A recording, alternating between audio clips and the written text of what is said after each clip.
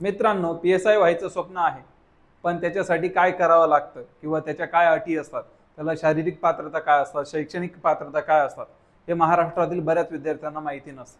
त्याच्यासाठी the success academy हा video खास त्या कामासाठी घेऊन येत आहे. तुम्हाला PSI साठी लागणारे सर्व माहिती, शैक्षणिक पात्रता असो, शारीरिक पात्रता असो, मैदानी चाचणी कशी होईल, हे सगळ्या संभ्रमाच्या गोष्टी इथे सॉल्व्ह केल्या जातील. आणि मग तुमचा सिलेबस वगैरे त्याच्या संदर्भात जर तुम्हाला माहिती हवी असेल तर पुढची व्हिडिओ नक्कीच बघा. सध्या हे बघू आपण. मित्रांनो, PSI म्हणजे पोलीस उपनिरीक्षक किंवा इंग्लिशमध्ये त्याला पोलीस सब इन्स्पेक्टर म्हणतात. ही MPSC कंबाईन ग्रुप बी मधनं भरली जाणारी एक अतिशय महत्त्वाची एक्झाम आहे. याच्यासाठी दरवर्षी साधारणतः 500 ते 1000च्या दरम्यान जागा येत असतात. मित्रांनो, पोलीस उपनिरीक्षक या पदासाठी तुम्हाला शारीरिक पात्रता किंवा शैक्षणिक पात्रता काय लागतात हे सगळं आपण आज बघणार आहोत.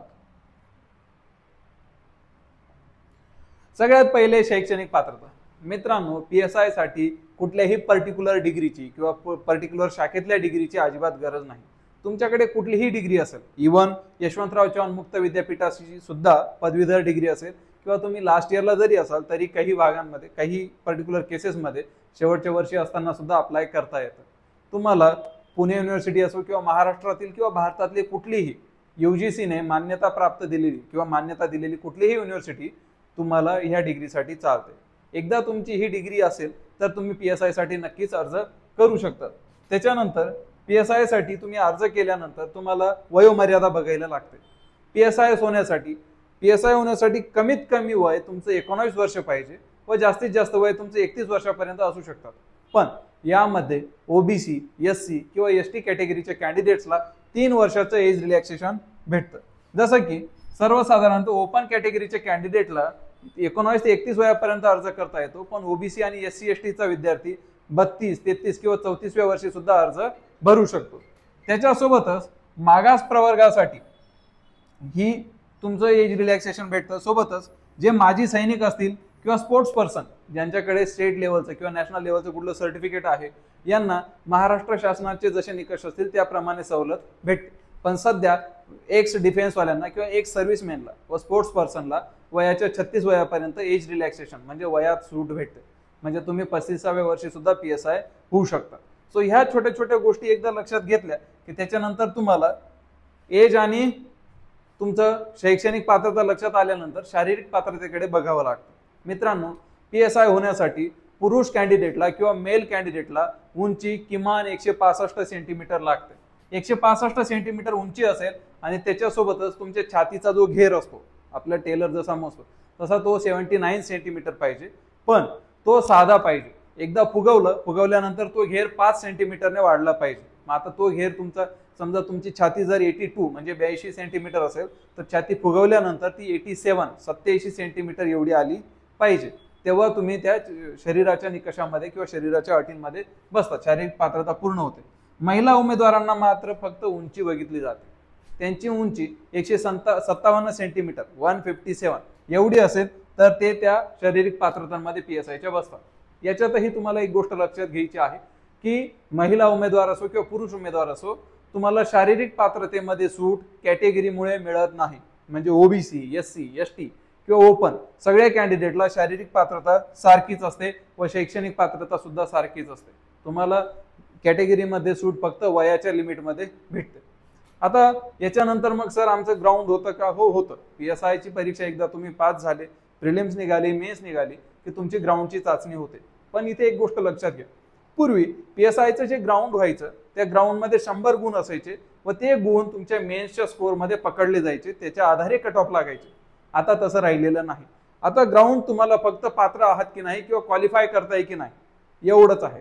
म्हणजे 100 गुणांचं ग्राउंड असेल, 100 पैकी 60 पडले तरी चालतंय, 99 पडले तरी चालते, 100 पैकी 100 पडले तरी फरक पडत नाही. तुम्ही ग्राउंड फक्त पास होतात. ग्राउंडचे मार्क्स तुमच्या फायनल कट ऑफ लिस्टमध्ये पकडले जात नाही. एकदा तुमचं ग्राउंड असेल तर मग पुरुषांसाठी ग्राउंडचे निकष थोडे वेगळे आहेत, महिलांसाठी ग्राउंडचे निकष थोडे वेगळे आहेत. जसं की पुरुष उमेदवारांकरता ग्राउंड जे असेल त्याच्यात 4 इव्हेंट येतात. पहिला असेल गोळाफेक, दुसरा असेल पुलअप्स, तिसरा असेल लॉंग जम्प म्हणजे लांब उडी आणि चौथा असेल रनिंग किंवा 800 मीटर ज्याला म्हणतो आपण ते. आता हे जे 800 मीटर आहे किंवा गोळाफेक आहे यांना दिलेल्या क्रायटेरियानुसार तुम्हाला मार्क्स पडतात, किती वेळा तुम्ही पूर्ण करताय. पण मग साधारणतः गोळा जो असतो तुमचा हा 7.25 किलोचा गोळा असतो आणि त्याला 15 गुण आहेत. त्याच्यानंतर तुम्हाला पुलअप्सला 8 पुलअप्स मारायचे असतात, त्याला 20 गुण असतात. लांब उडीला तुम्हाला 15 गुण असतात आणि 800 मीटर धावण्याची जी शर्यत आहे त्याच्यात सुद्धा तुम्हाला 50 गुण असतात, जे तुम्हाला दिलेल्या वेळेत पूर्ण करायचं असतं. ठीक आहे.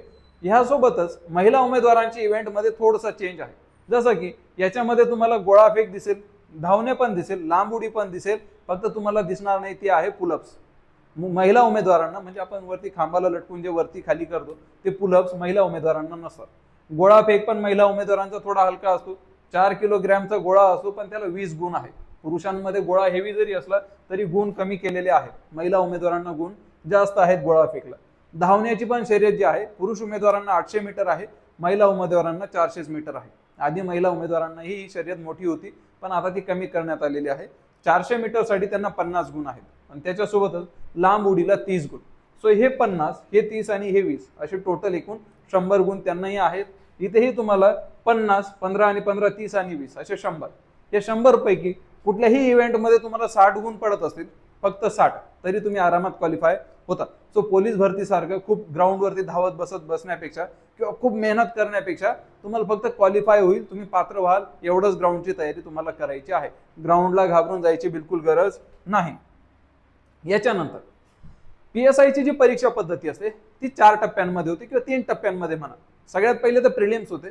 प्रिलिम्सच्या कट ऑफ मध्ये तुम्ही बसले, 100 मार्क्सचा एक पेपर होतो.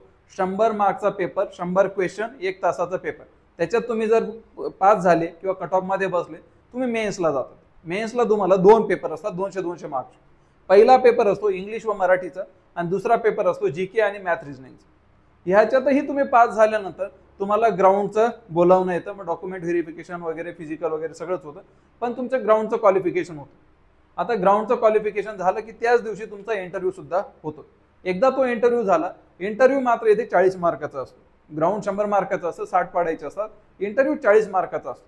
पण मित्रांनो, हे 40 मार्क मेन्सचे तुमचे जे 400 मार्क्स होते त्याच्यात पकडले जातात आणि एकूण 440 मार्कची ही परीक्षा होते. आणि त्या 440 पैकी तुमचे इंटरव्ह्यूचे आणि मेन्सचे एकत्रित मार्क पकडून ज्याचे मार्क चांगले असतील तशी कट ऑफ लिस्ट लागेल. ते कट ऑफ लिस्टमध्ये जर तुम्ही क्वालिफाय होत असाल तर तुम्हाला डायरेक्ट पोस्टिंग म्हणजे डायरेक्ट ट्रेनिंगला पाठवलं जातं. जर तुमचं इंटरव्ह्यूमध्ये किंवा मेन्समध्ये मार्क्स कमी असल्यामुळे तुम्ही जर डिस्क्वालिफाय झाला तर तुम्हाला पूर्ण परीक्षा परत द्यावी लागते. आणि ह्या पद्धतीने MPSCची कंबाईन ग्रुप बी मधली PSIची एक्झाम होते. आता याच्यात फक्त ग्राउंड आणि तुम्ही मैदानी खेळ जो आहे, मैदानी चाचणी आणि इंटरव्ह्यू ही सोडली तर बाकीच्या परीक्षांचा आणि PSIचा सिलेबस एक्झॅक्टली सेम आहे. STI साठी, PSI साठी, ASO साठी, इव्हन सब रजिस्ट्रारसाठी मेन्सचा जो सिलेबस आहे तो एकदम सेम आहे, त्याच्यात कुठलाही फरक नाही. या गोष्टी तुम्ही लक्षात घ्या. व तुमचंही स्वप्न असेल PSI किंवा STI किंवा कंबाईन ग्रुप बी, ग्रुप C द्यायचं किंवा MPSC द्यायचं, तर तुम्ही द सक्सेस अकॅडमी नाशिक सोबत नक्की संपर्क साधू शकता. तुमच्यासाठी आम्ही फक्त PSI साठी स्पेशल बॅचेस घेऊन आलेलो आहोत. धन्यवाद.